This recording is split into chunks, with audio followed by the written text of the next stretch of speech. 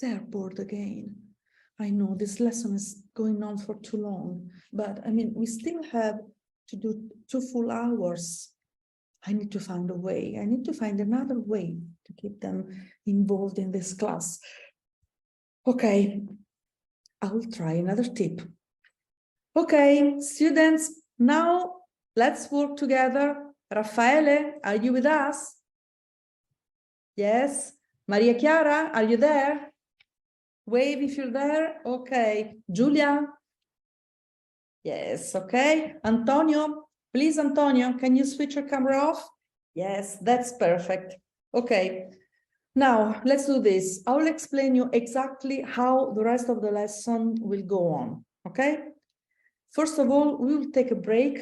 Then, after this, we will do an exercise divided into 2 groups. So I will create 2 separate rooms, and you will have to assess part of the contents that we have already been doing for the next 20 minutes. Okay, after that, we will reconvene together in this main room and talk about it.